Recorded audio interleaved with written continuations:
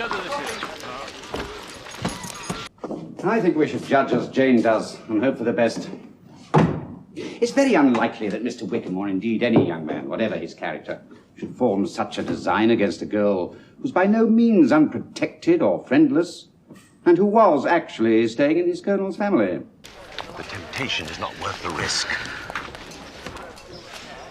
Not perhaps of risking his own interest, but I do believe him capable of risking everything else.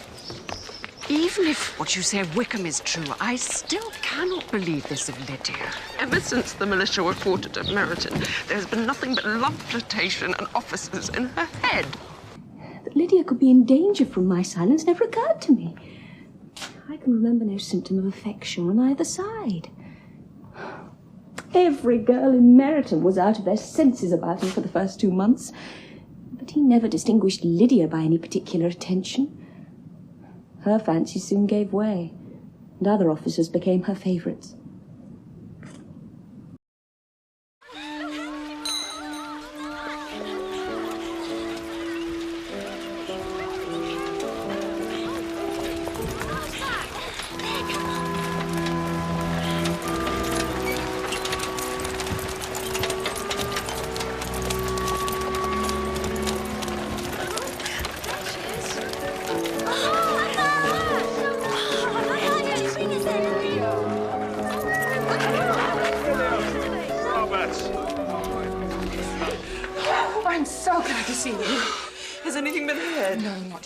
But now our uncle has come, I hope everything will be well.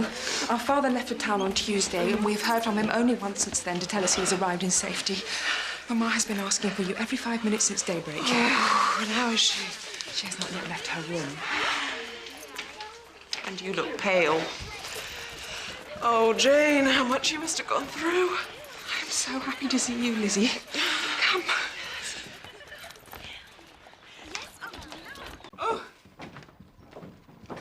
Oh, Lizzy!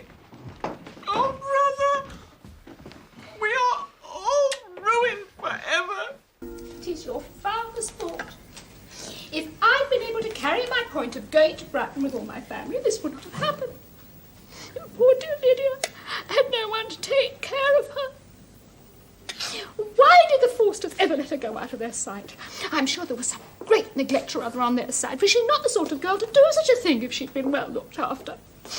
I always felt they were most unfit to have the charge of her. I was overruled. I always am. Poor dear child. And now here's Mr. Bennet gone away. And I know he will fight Mr. Wickham whenever he meets him. Then he will be killed. And what will become of us all? Those Collinses will turn us out before he is cold in his grave.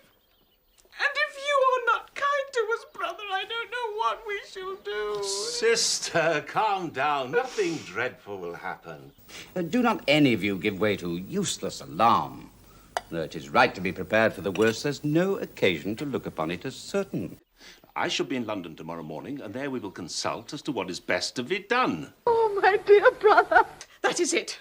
And now do, when you get to town, find them out. And if they are not already married, make them marry. And as for wedding clothes, do not let them wait for that. But tell Lydia she may have as much money as she chooses to buy them after they're married. And above all things, keep Mr. Bennet from fighting. Tell him what a dreadful state I'm in. Frightened out my wits I am. Such tremblings, such flutterings all over me.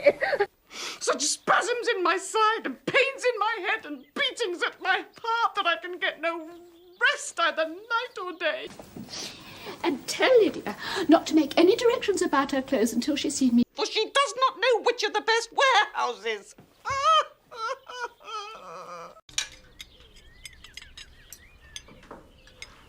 This is the most unfortunate affair, and will probably be much talked of. But we must stem the tide of malice and pour into each other's wounded bosoms the balm of sisterly consolation.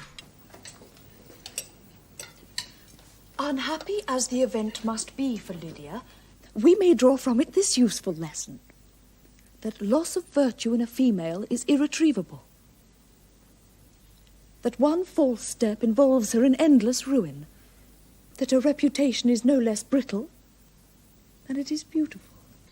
And therefore, We cannot be too guarded in our behaviour towards the undeserving of the other sex.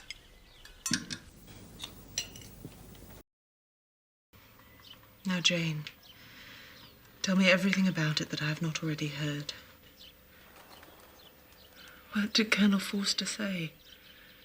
Had they no apprehension about anything before the elopement took place? Colonel Forster did own he suspected some partiality on Lydia's side, but nothing to give him any alarm. She wrote a note for Mrs. Forster before she went away.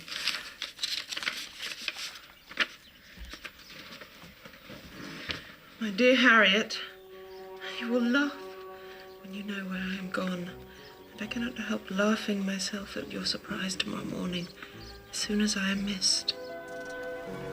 I am going to Gretna Green, and if you cannot guess with whom, I shall think you a simpleton, for there is but one man in the world I love.